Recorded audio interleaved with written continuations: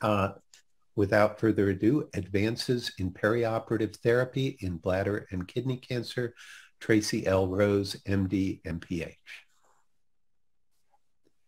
Tracy L. Rose, MD, MPH, has experience in the care of patients with genitourinary cancers, including bladder, kidney, prostate, and testicular cancers. She also has extensive training and expertise in clinical trial development and implementation, clinical research methods, public health leadership, and translational science related to immunotherapy combinations and biomarker development.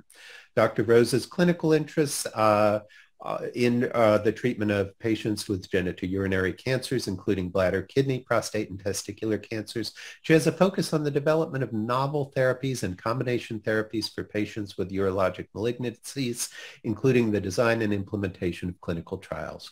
She also studies molecular alterations that contribute to the development of genitourinary cancers. Dr. Rose, welcome. So glad to have you here today.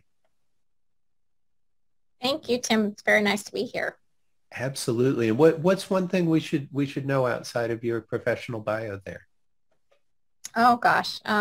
Well, let's see. I have 4 kids, 4 little girls actually. And sometimes it's hard to keep up with it all. We showed up to soccer practice last night only to realize it was canceled. So there was one other family which also had 4 kids that didn't get the memo. So we all had sort of a 8-kid impromptu soccer practice. Oh, good for you for making the best of it. Well, thank you so much. Let's see. We'll go ahead and talk about Poll Everywhere for a second. I mentioned earlier we'll be using this. This is just a screenshot, but perioperative therapies can reduce the possibility of post-surgical recurrence of certain cancers, true or false. If you've been here before, you know that one's kind of a softball. And while you're thinking about that, I'll say this activity has been planned and implemented under the sole supervision of the course director, William A. Wood, MD, MPH, in association with the UNC Office of Continuing Professional Development.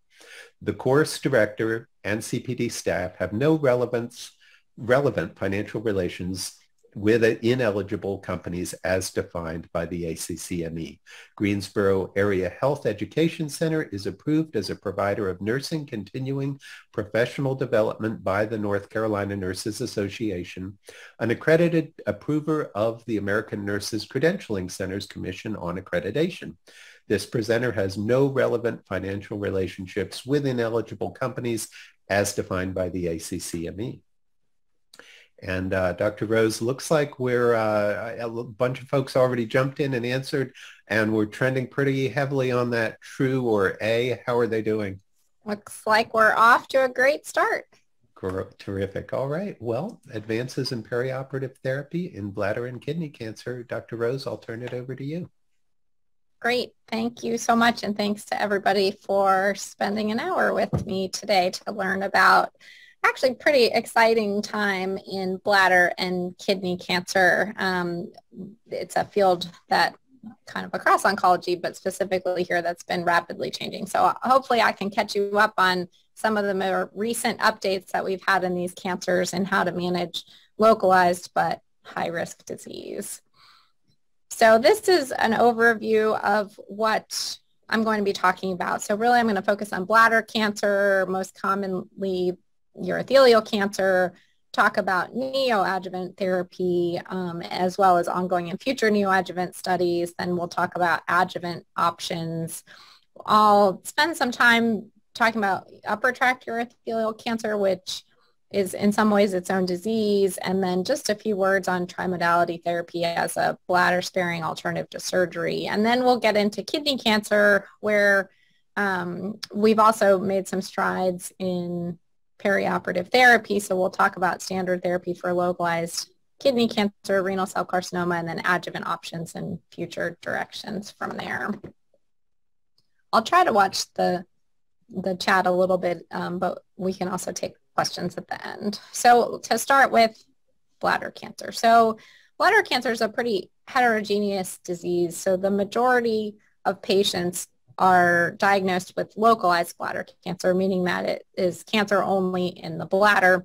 And this is a diagram looking at the T stages of the tumor in the bladder. And so you can get what's called non-muscle invasive bladder cancer, which is only located in the superficial layers of the bladder. And then you can get muscle invasive bladder cancer, which we consider this T2 or greater, which has a much higher rate of spreading to other places, and it's a much higher risk disease. And so we really stage bladder cancer primarily when it's localized based on this T stage, meaning how far into the layer of the bladder wall has the tumor reached.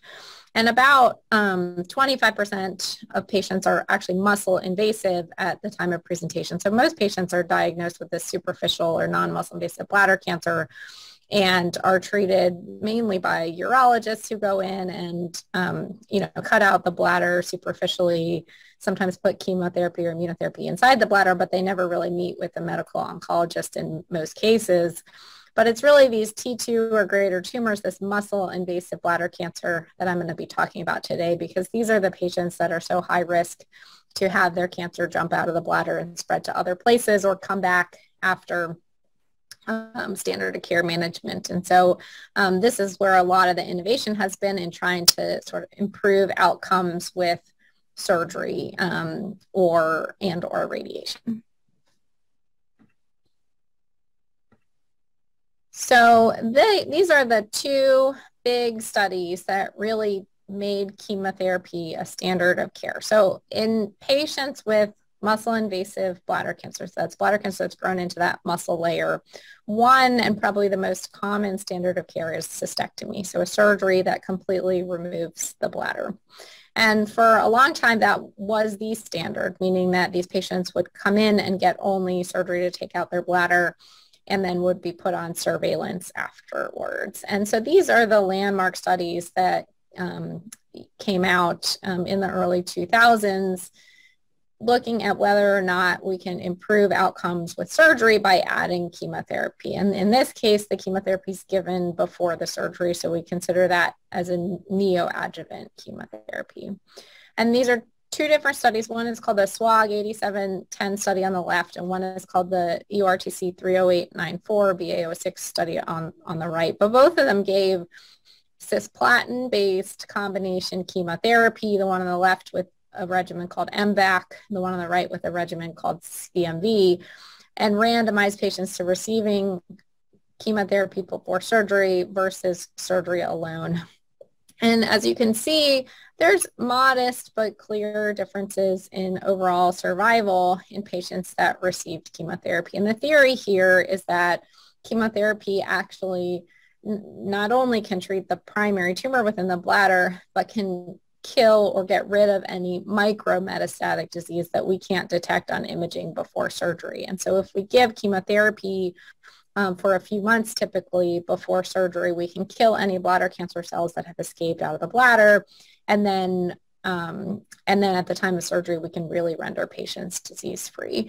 And the only drug that has been proven or shown in randomized trials like this to have a benefit in terms of survival before surgery for muscle-invasive bladder cancer is cisplatin. So most of the studies still give cisplatin to patients that are eligible, although a large number of patients with muscle-invasive bladder cancer are not able to get cisplatin for whatever reason. It's a drug that requires good renal function, pretty good functional status of the patient, as well as can cause hearing trouble and neuropathy. And so it's limited in the patients that we actually can give it to. If you look at our numbers at UNC, it's about half, a little bit more than half of our patients are eligible to receive cisplatin. So a lot of patients still get surgery alone. But for those that are eligible to get cisplatin based on these studies, it's really the standard of care before cystectomy for muscle-invasive bladder cancer. And we talk a lot about endpoints in this disease setting because we've learned that if your cancer is gone at the time of cystectomy, so if you get diagnosed with a muscle-invasive bladder cancer and then you get cisplatin-based combination chemotherapy, then you have a cystectomy and there's no cancer to be found, we call that a pathologic complete response. And we know that that tends to associate with good long-term outcomes. So if you have chemo and there's no cancer afterwards, the chance that your cancer comes back is much, much less than if you have chemo and there's still residual muscle-invasive cancer there in your bladder.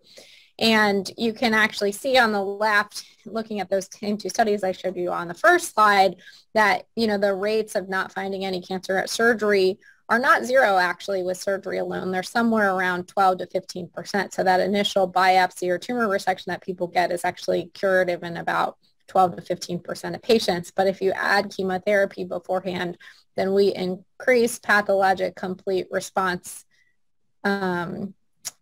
rates up until the mid 30% range with chemotherapy. And you can see with the chart on the right that the two lines on the top are the patients either that had cystectomy alone or chemo, but had a pathologic complete response, a T0 tumor at the time of surgery. They do much better than the patients that did not. And so this is really good data that shows this pathologic complete response has historically been a good intermediate endpoint to predict survival in bladder cancer.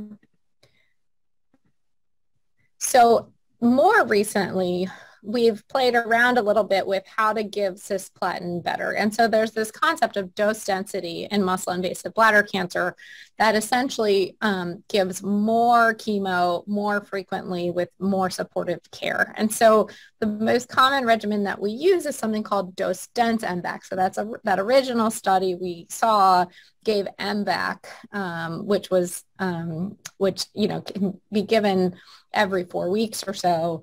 And we now can give dose-dense MVAC, so sort of the same dose as cisplatin, much more frequently if we give things like growth factor support. The other commonly used regimen is something called gemcitabine and cisplatin, GC, and it's given every 3 weeks, so a little bit less dose density.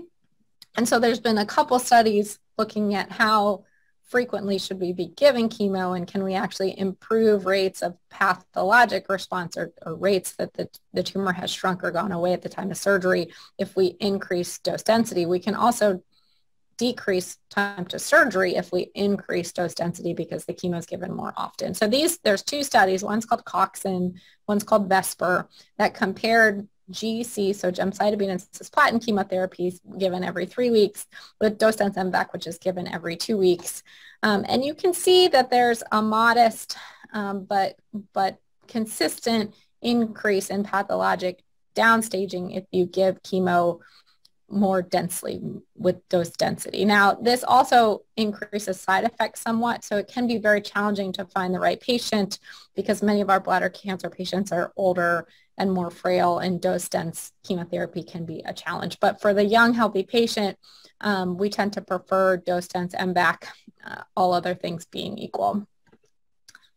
And however, although we showed that pathologic downstaging looks more with dose density and modestly so, and that they're highly active, it doesn't drastically improve the sort of home run pathologic complete response rate compared to conventional dose or regular dose cisplatin. And so if you put in all the studies that I've shown you so far, the original studies and then the conventional dose gemcitabine and cisplatin arms, and then the dose-dense MVAC studies that I showed you, as well as 2 other single-arm studies, you can see that the pathologic complete response rates are relatively similar across the different dosing of cisplatin, which is likely to translate into similar long-term outcomes. Now, the natural next question, and a question that we've asked here at UNC is, okay, so we've proven or shown that conventional dose cisplatin improves outcomes compared to no chemo alone prior to surgery for muscle-invasive bladder cancer. Maybe there's some increase in pathologic downstaging or response in tumors for people with dose density. What else can we do? And with the advent of immunotherapy kind of across cancers, but also across metastatic bladder cancer, the natural next question, I think, is, well, can we combine chemotherapy with immunotherapy in bladder cancer in the muscle invasive setting, and will this improve outcomes? So there's been lots of studies in other cancers, lung cancer, et cetera, looking at combination chemotherapy, immunotherapy. It's a standard of care for first-line lung cancer treatment, and has also been studied now in the metastatic or stage 4 setting in bladder cancer. And so this is a chart from looking at pembrolizumab, one of the immune checkpoint inhibitors, plus chemotherapy compared to chemotherapy alone. And there's a couple different studies that are similar in this setting, but at least we have this data in the stage 4 metastatic setting that you can see there's a small increase in overall response rates. So it's modest improvements in some outcomes, although the actual trial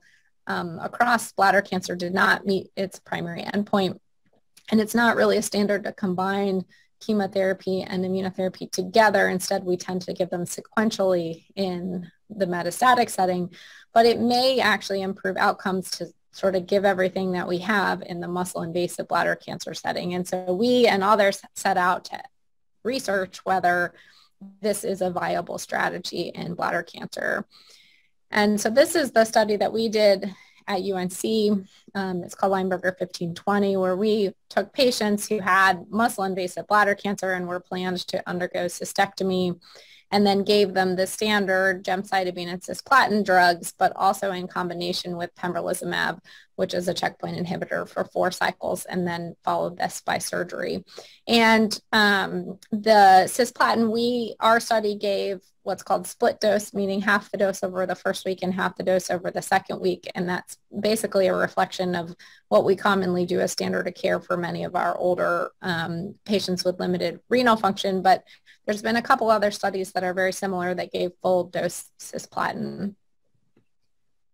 And this is a diagram essentially of the other studies in this setting that we've accumulated now to really look at a good amount of research looking at similar studies. And so you can see our studies in the first column there that gave pembrolizumab plus GC chemotherapy, but there's been 4 other studies looking at this GC chemotherapy in combination with an immune checkpoint inhibitor. And there's a number of checkpoint inhibitors or immunotherapy that really targets your immune system to suddenly recognize and get rid of your cancer. And there's essentially competing drug companies with each of the drugs, but all these studies have combined one of those drugs with gemcitabine and cisplatin. And you can see most of the studies were powered for about 40 patients, including ours, and looked at pathologic complete response rates, which ended up being in the 30 to 44% range. And the pathologic response, meaning that we changed people's tumors from muscle invasive to no longer muscle invasive, ended up being in the sort of 50 to 69% range. So this is actually really nice data to have, because I think all taken together, we see a pretty consistent signal here. And we have yet, however, to see randomized studies in this disease state looking at chemotherapy and immunotherapy together. The other thing to say, and it's not on the slide, is that there weren't really any new scary safety signals across this trial. And, when all these studies were designed, there was no study that had been yet reported in the stage 4 metastatic setting. And so several of these studies did safety run-ins and looked at their safety data pretty closely. And now we have the bigger stage 4 trial that also came out in conjunction with these. And it looks like, immunotherapy plus chemotherapy alone does not really add any synergistic toxicity. Instead, you get the standard chemotherapy toxicity with a few immune-related adverse events in each of the studies. So if you plot those 5 studies on that same curve, looking at pathologic complete response, which we know predicts long-term outcomes in terms of survival for muscle-invasive bladder cancer, you can see maybe an incremental change, and maybe really it's not that much different than chemotherapy alone. Clearly chemotherapy adds something compared to surgery alone. And then after that, it's a little bit hard to say, looking at some of these smaller single-arm trials, whether we're actually going to see a difference in pathologic complete response rate by adding immunotherapy or dose density, or if we're going to see that translate into long-term survival differences. And just a note to say about pathologic downstaging. So I keep talking about pathologic complete response. Essentially, that means that the cancer has gone away completely at the time of surgery. But pathologic downstaging, meaning that we changed people from T3 to T1 or T4 to T2, et cetera, also tends to associate with overall survival. This is a really nice paper published a few years ago that looked at how many categories you were downstage. So meaning that if you were a T3 tumor and you then were T1 after chemotherapy at the time of surgery, then you would have been downstage 2 categories, et cetera, et cetera. And you can see that they actually, broke it down, and patients who weren't downstaged at all is in the blue line in each of these graphs, and did relatively poorly. And if you were downstage 1 category, it was a little bit better, and et cetera, et cetera. And so you can see that it's actually pretty predictive across the different, T4, T3, or T2 cancers, that if you can downstage some, it's pretty good, and more is even better. And so those, downstage 2 or more categories also could apply to patients who had their, cancer go away. And so, so dose dense and chemotherapy regimens show these incremental benefits also in pathologic downstaging. So all the other charts that I've shown you before looking at this have looked at pathologic complete response. And so, well, if we know pathologic downstaging also predicts for long-term survival, do we see more of a signal there? And so this is plotting, instead of looking at pathologic complete response, it's plotting pathologic downstaging. And you can see maybe some more incremental benefits compared to the conventional cisplatin on the left, not too drastically different compared to the dose-dense cisplatin, which studies have pretty much consistently shown a slightly increased rate of pathologic downstaging. So like I said, it kind of remains to be seen whether these, whether further studies are going to prove a survival benefit or even a benefit in terms of pathologic downstaging of GEM-CIS plus immunotherapy. And so these are several large randomized trials that are ongoing to really investigate combination chemo-immunotherapy in muscle-invasive bladder cancer. So those 5 studies that I showed you are all single-arm studies. They weren't randomized, showed maybe a benefit compared to gemcitabine and cisplatin alone. Several of them, including our study, met their primary endpoint. So we're certainly encouraging to study in a bigger randomized studies. And so essentially multiple of the drug companies that make some of these checkpoint inhibitors are funding larger randomized trials to really answer the question, is chemo plus immunotherapy any better than chemotherapy alone in muscle-invasive bladder cancer? So the first study is a study called Niagara. It's supposed to enroll over 1,000 patients and gives durvalumab in combination with gemcitabine and cisplatin chemotherapy. The next one is called Keynote-866 and gives pembrolizumab to nearly 800 patients, randomized pembro plus GC versus GC alone. And then there's the Energize study, which looks at a checkpoint inhibitor called nivolumab, or nivolumab plus an IDO1 inhibitor, linrodostat, with gemcitabine cisplatin or gemcitabine cisplatin alone. And so it's a little bit interesting how this field has evolved, because all of these studies are using gemcitabine and cisplatin as the backbone, and all of the single-arm studies, including ours, use gemcitabine and cisplatin as the backbone to treatment, whereas I told you that we actually prefer dose-dense MVAC for young, healthy patients because we think that it may give actually a higher pathologic downstaging or higher pathologic complete response rate. And so it'll be interesting to see how the field evolves, because if these studies end up being positive, but they're all using gemcitabine and cisplatin, we won't fully know whether that's better or not than dose-dense MVAC alone. The other thing I'll point out is that all of these studies ended up with a co-primary endpoint of pathologic complete response plus event-free survival, which is essentially, you know, how long until people's cancer comes back or they die. And, you know, although I've shown a lot of data showing pathologic complete response tends to predict for overall survival in muscle-invasive bladder cancer, it has not really been validated in the immunotherapy setting. And also it tends to not be a patient-centered endpoint. So patients are very happy to know that their cancer went away and that they can't detect it at the sites at the time of surgery. But really what matters to patients is their cancer going to come back and how long are they going to live and how well are they going to live. And that's not really an endpoint that necessarily answers those questions. So it's interesting that all these studies sort of developed with the same co-primary endpoints. The other thing, which we'll talk about in a minute, is that all these studies have an adjuvant component for the immunotherapy arms, meaning that the patients that get immunotherapy before continue it for some period of time after surgery.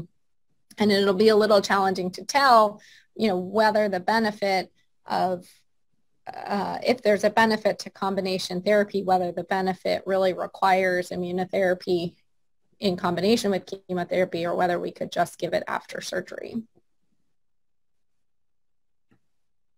So if these combination chemo-immunotherapy studies are positive in muscle-invasive bladder cancer, you know, we still are going to be left with the questions. Is it any better than just immunotherapy after surgery? Is it any better than immunotherapy alone before surgery, which we haven't really tested, and adjuvant chemotherapy? Could we select patients to avoid radical cystectomy altogether? So, you know, I'm talking about how to improve pathologic complete response, but if you think about it, if up to a third of our patients are already not having cancer at the time of surgery, if we can push that number up to be a majority, maybe we can actually start avoiding the surgery, which is really life-changing for a lot of our patients. And then should we accept both pathologic complete response and event-free survival as an endpoint, or do we really need to see an overall survival benefit in these trials to recommend it for our patients? And then I also told you that, you know, barely 50% of patients can actually get cisplatin before surgery. And so what about the patients that aren't able to? And so there's a question here. So based on all that, let's see what you've learned. Which of the following is not a standard of care as neoadjuvant therapy in muscle-invasive bladder cancer? So choice A, dose-dense MVAC. Choice B, gemcitabine and cisplatin. Choice C, no chemotherapy if patients are not eligible for cisplatin. And D, pembrolizumab.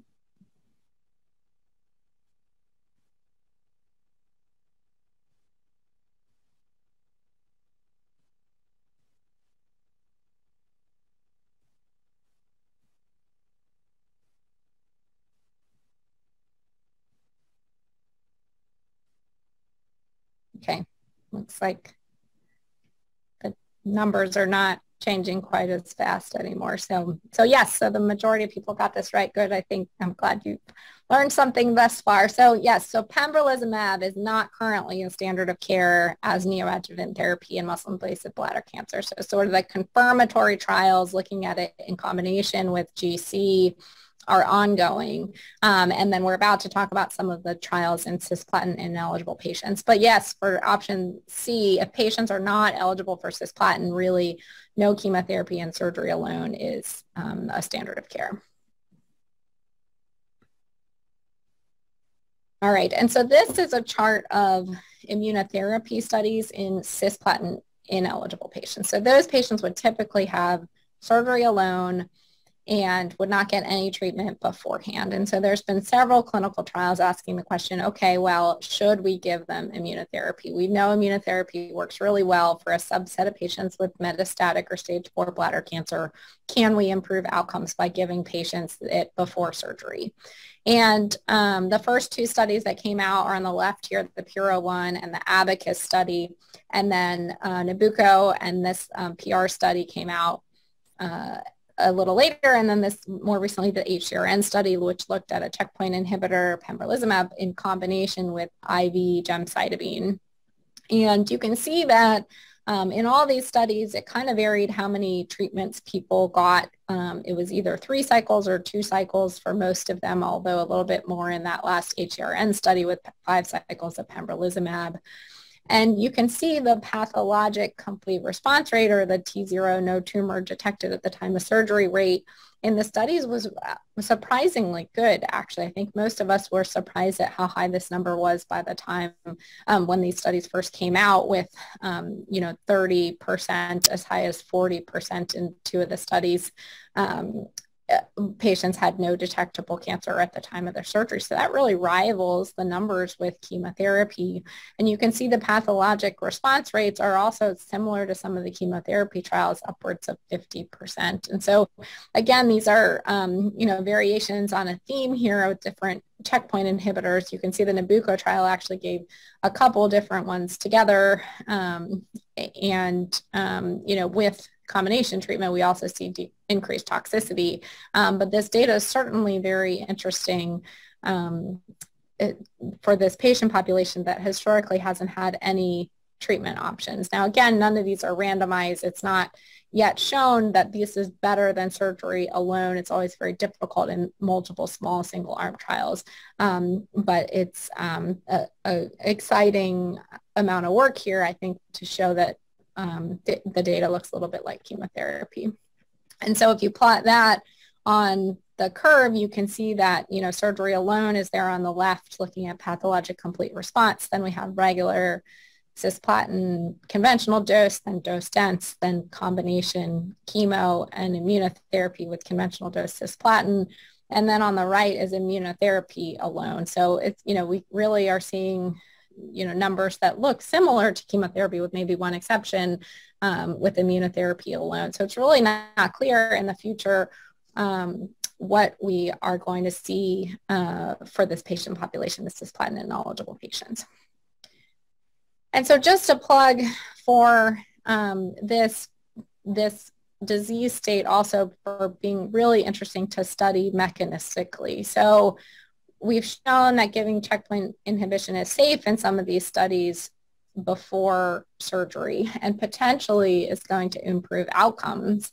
But it's also a really good opportunity with bladder cancer, and that's because the way we tend to treat it. So we have the required biopsy that diagnoses patients with muscle-invasive bladder cancer, and then there's a period of time before surgery. And so even if patients aren't able to get any treatment in that period of time, we have this sort of window of opportunity that we could potentially study what the differences in the tumor are with each treatment. And so we have this study open right now at UNC that looks at pembrolizumab given twice in combination with a drug called entinostat, which is an HDAC inhibitor, because of some data out of Billy Kim's lab here at UNC that looks like these drugs may potentiate each other.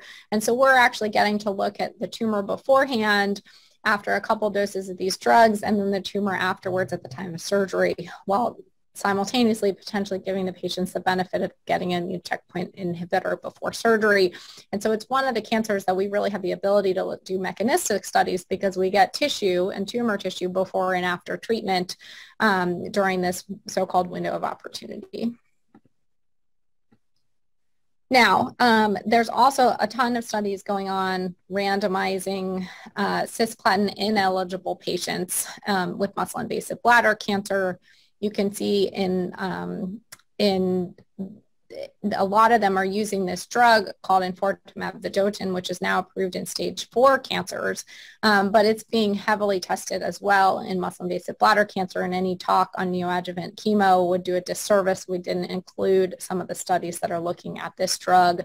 Some of them will also help answer the question of, is immunotherapy alone appropriate for these patients? So if you look at the big category on the bottom, the cisplatin ineligible patients, there's several studies randomizing either this drug enfortumab plus pembrolizumab or pembrolizumab alone versus surgery alone. And so I think these studies will be really helpful to not only answer, is immunotherapy alone should be a standard of care compared with surgery alone, but should we also add this other drug, enfortumab? And one of the studies, this EV103 cohort H, was actually reported this year at GU ASCO, our big annual meeting in February, that looked at 22 patients and showed a pathologic complete response rate of 36%. So pretty similar to some of the numbers we see with chemotherapy, although very small numbers as of yet. And then, if we can improve pathologic response rates in muscle-invasive bladder cancer, the really holy grail is, can we spare people's bladders? Can we predict who's going to have a pathologic complete response and then not take out their bladders? And there's a couple of studies looking at this. One of them is called RETAIN-2, which combines accelerated MVAC or dose-dense MVAC, very similar, plus a checkpoint inhibitor, nivolumab. And then one of them looks at a regimen called dose-dense GC, which is essentially gemcitabine and cisplatin, but every 2 weeks with dose density. And then they actually take the tumors of these patients and look for what DNA mutations are there. And patients with certain DNA mutations called DNA repair defects are much more likely to have a complete response to chemotherapy. And so if they're going in, and if you have one of these DNA mutations after chemotherapy and they can't find any sign of cancer if they just look in your bladder, so they're not taking it out and cutting it up, but just looking with a camera, then those patients are actually going on surveillance in these studies. And so this is a great leap forward to study whether we can actually prevent cystectomy or taking people's bladders out in certain patients as we improve dose density, combination with immunotherapy, and molecular selection of patients. So really exciting studies. And then this is just the schema for the RETAIN-2 study that I just wanted to highlight. So patients get this resection, nivolumab plus MVAC, then they get a second resection to look if there's any tumor left. And then based on the response, if they have a mutation and no signs of tumors, then they can potentially go on to active surveillance versus, standardly surgery versus radiation if one of those things does not apply. And similarly, Natgalski reported results of the HCRN study that looked at gemcitabine plus cisplatin plus nivolumab in patients, and then did not proceed to cystectomy in patients that had a clinical complete response to therapy. And out of those patients, it was about 48% of patients ended up having a clinical complete response. So hopefully as we go on and get more intense and better systemic therapy, maybe we can avoid surgery in more patients. All right, so here's your next question. So immunotherapy may be a good option for cisplatin ineligible patients with muscle-invasive bladder cancer. Which of the following would help us to better understand the use of immunotherapy? So A, more small single-arm trials in this setting. B, completing the current ongoing randomized studies. C, using immunotherapy in the neoadjuvant setting for mechanistic trials. A and B, and then B and C.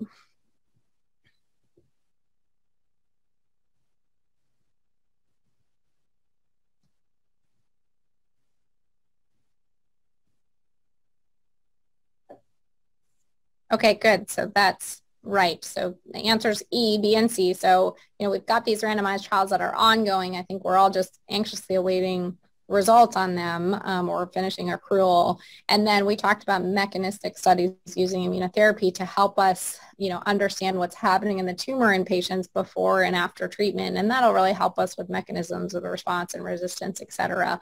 And we've actually had a lot of small single-arm trials either with chemo plus immunotherapy or immunotherapy alone.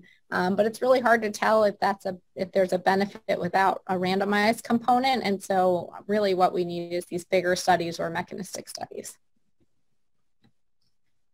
Okay, and now moving on to the adjuvant setting. So this is after surgery. If you have high risk disease, is there anything that can decrease your chance of your cancer coming back? And so there's been two big studies in bladder cancer. There's one more called Ambassador that has finished accrual, but we don't have results on yet, that looks at giving a immune checkpoint inhibitor, either nivolumab or atezolizumab, to high-risk muscle-invasive bladder cancer. And the first one is this Checkmate 274 study that looked at patients with high-risk disease, so muscle-invasive bladder cancer that persists after chemo, or T3 or 4 node-positive disease if patients didn't get chemo. And they give a year of nivolumab or placebo.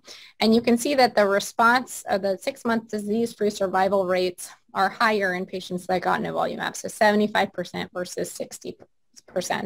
And this holds up in patients that have PD-L1 staining. And then these are sort of the disease-free survival curves. And so you can see that there's a benefit in disease-free survival, meaning how long people live without cancer, without death, associated with nivolumab compared to placebo. So this drug, nivolumab, is now FDA approved for the adjuvant treatment of muscle-invasive bladder cancer, but I'll note that we still haven't seen a definitive overall survival benefit of nivolumab in this setting. Then there's the almost contrary trial that looks at atezolizumab, so a similar immune checkpoint inhibitor, but if you look at the disease-free survival graph, which is different than nivolumab, you can see that there actually looks like there's not a benefit in terms of median disease-free survival in the intent to treat group. So this is all patients that received atezolizumab. The inclusion criteria for the studies were relatively similar, but there's been a really nice analysis that has since then looked at circulating tumor DNA, showing that, so that's essentially DNA in a patient's blood that you can pick up that actually comes from the tumor. And in patients that have positive circulating tumor DNA, you can see that those people actually appeared to benefit from atezolizumab, but people who didn't have any circulating tumor DNA didn't benefit. And so this still needs to be validated sort of prospectively, and they're planning to do that in trials. But the overall population who was given atezolizumab didn't seem to have a benefit compared to those who weren't in this study. So different results essentially between nivolumab and atezolizumab. And the other thing to note is that if you look, this is from the CheckMate nivolumab study, the CheckMate 274 study, it looked like there was a benefit across subgroups. But if you look at the renal, pelvis, and ureter patients, so that's what we call the upper tract patients, they seem to have a little bit less of a benefit. And that brings us to a discussion of these upper tract patients, including something called the POUT trial. And so upper tract cancers are a little bit more challenging because of the fact that we decrease people's renal function with the surgery. So if you have an upper tract urothelial cancer, we standardly do surgery to take out a kidney.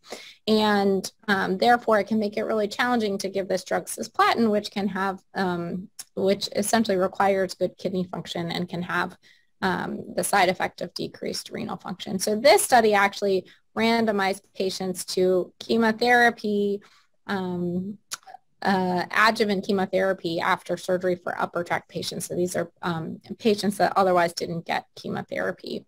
And arms were mostly balanced between the groups. I won't go through the whole chart. And about 64% of the patients received cisplatin in this study. And you can see that there's a disease-free survival benefit for giving chemotherapy after surgery in the upper tract patients. So if you compare that to the data that I showed with nivolumab for upper tract patients, it's not really clear if people didn't get chemotherapy before surgery and have a high-risk cancer, whether they should get chemo or nivolumab, although chemo was associated with a disease-free survival benefit. And nivolumab, at least in the subgroup analysis, looked like it had less of a benefit. So typically, we recommend chemotherapy if they didn't get it preoperatively with cisplatin, both for bladder and upper tract cancers. And it's a bit of a debate whether to give these patients carboplatin, which they did in this study, or nivolumab if they're not eligible for cisplatin. So it's sort of a unique patient population and an unanswered question for us. And so you can see both gemcitabine and carboplatin sort of favored chemotherapy in terms of outcomes in this study, although cisplatin looked better overall. And then just a couple words, because it's not really fair to not, the title of my talk was Peri Operative chemotherapy, but I just wanted to make sure that I highlighted that there's an alternate and very good treatment option for many patients called chemoradiation or trimodality therapy. So patients get a maximal resection of their bladder cancer, and then instead of having chemo followed by surgery, we do chemotherapy and radiation together as an alternative. And this is the landmark study from 2012 that essentially shows that chemotherapy together with radiation is better than radiation alone in terms of all these outcomes. So disease-free survival, local regional disease-free survival, and overall survival. And so, we are a little bit slower at sort of incorporating immunotherapy. There's several ongoing studies looking at immunotherapy in chemoradiation and we don't know whether some of the adjuvant studies or even the neoadjuvant studies could or should apply to patients getting trimodality therapy. And so those are all areas of active research, but I just, wanted to highlight the radiation as a potential treatment option. I'm going to skip that slide. So the last question, I think. So several studies have investigated immunotherapy in the adjuvant setting for muscle-invasive bladder cancer. Which one of the following statements is false? So A, adjuvant nivolumab is associated with the benefit in disease-free survival. B, atezolizumab was associated with the disease-free survival benefit in the intent to treat population. C, patients with detectable circulating tumor DNA had a benefit in disease-free survival with atezo compared to placebo. And D, patients receiving gemcitabine and platinum chemotherapy in the POUT trial had higher disease-free survival than those who did not receive chemo.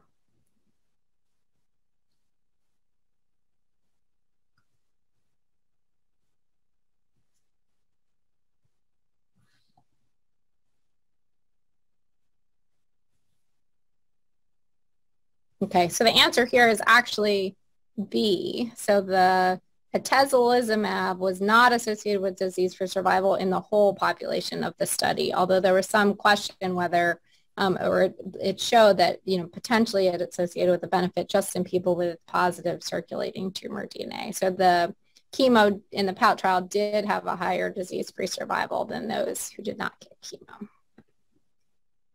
All right. And so in summary, cisplatin-based neoadjuvant chemotherapy works. Dose-dense regimens have higher pathologic response rates.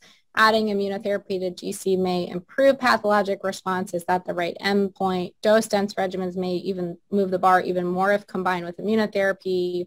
We're looking at enfortumab in this setting. Adjuvant nivolumab is now approved.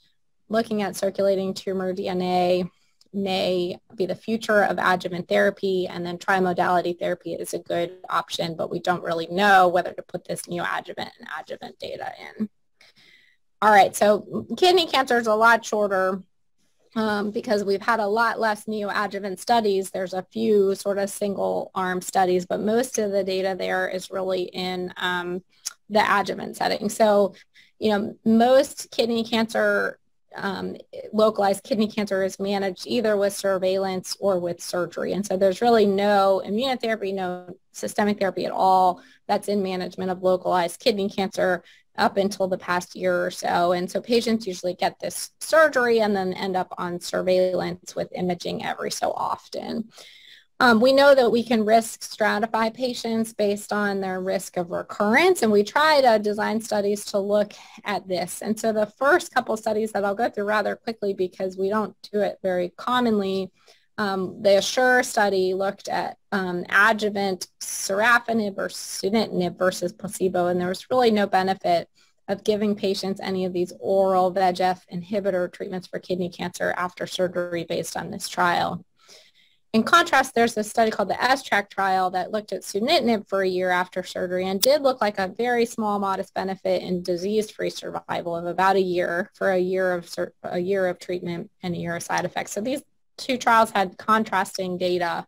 Sunitinib is approved based on this study in the adjuvant setting. And, there's a lot of talk about why these studies were different, but I think the bottom line is that neither of them had a benefit in terms of overall survival over placebo. And so they're not used all that often. Very motivated patients sometimes will discuss sunitinib with, but maybe a benefit in some studies of disease-free survival, but not in others. And so really the big news in kidney cancer has been pembrolizumab. And so this is a study that came out, Keynote 564, this past year that treated patients with pembrolizumab for a year after surgery. And you can see at 24 months, the disease-free survival was 77% for patients that got pembrolizumab and 68% for patients that got placebo. And these are patients with a pretty high-risk disease. So T2 grade 4 patients or T3 or 4 node positive patients with kidney cancer. And there was a subset of patients that actually had distant metastatic disease, but only a site or two and had it definitively treated. And those patients were also eligible and appeared to have a benefit.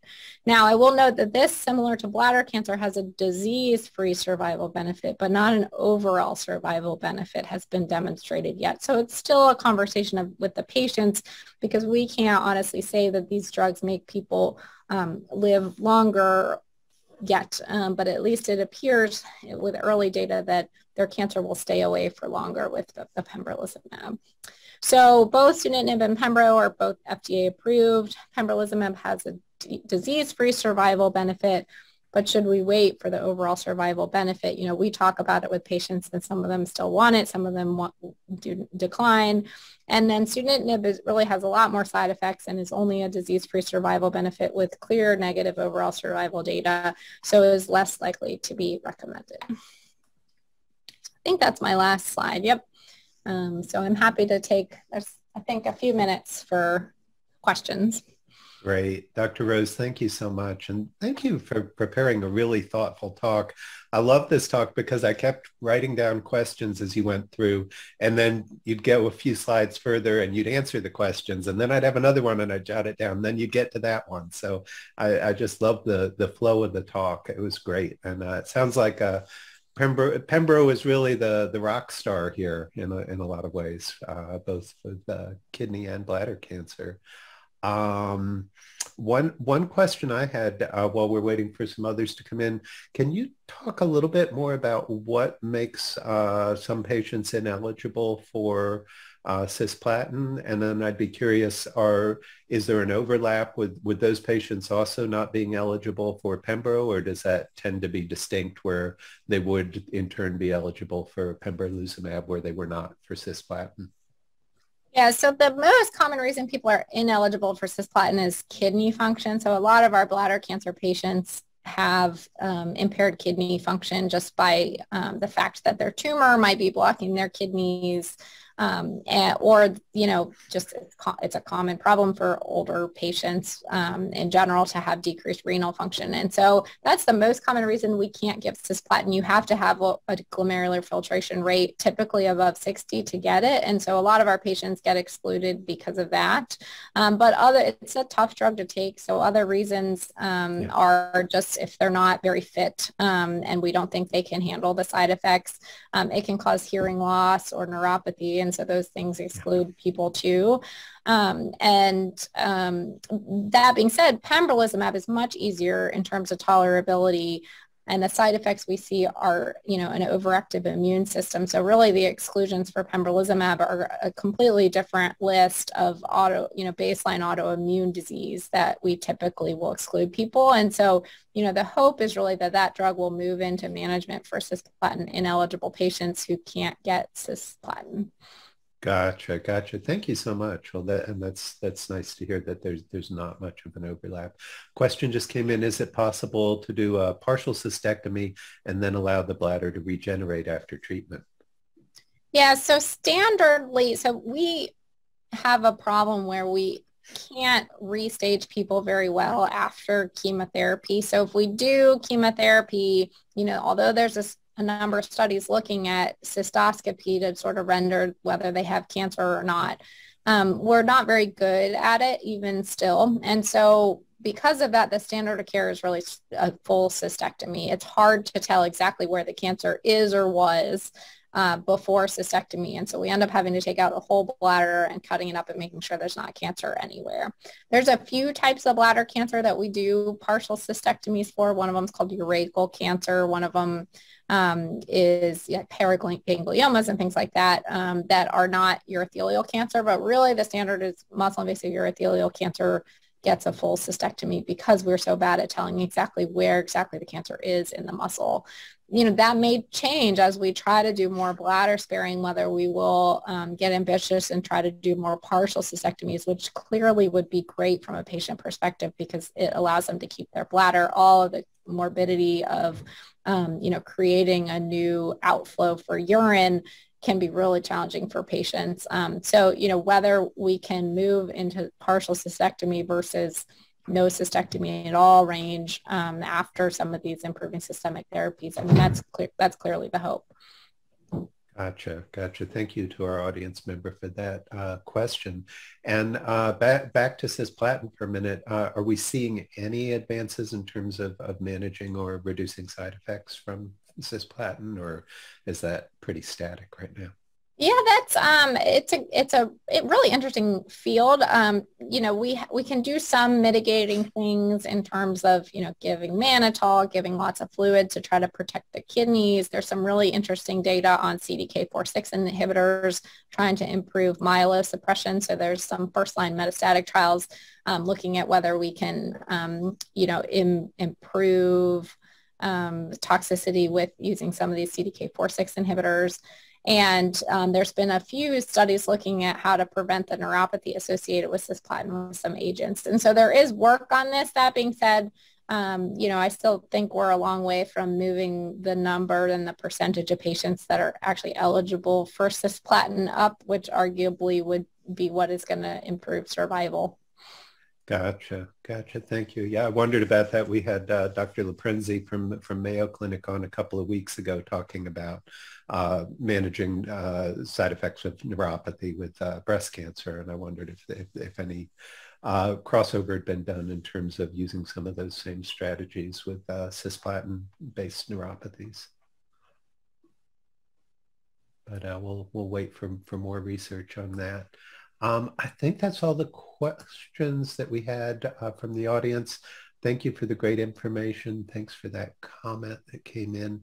Let's go ahead, and I do want to say thank you to the people of the state of North Carolina for their generous support of the University Cancer Research Fund and the UNC Lineberger Comprehensive Cancer Center. I want to thank Mary King, John Powell, Jason Paler, Veneranda Obore, Oliver Marth, and Andrew Dodgson for all of their hard work on each and every one of these lectures.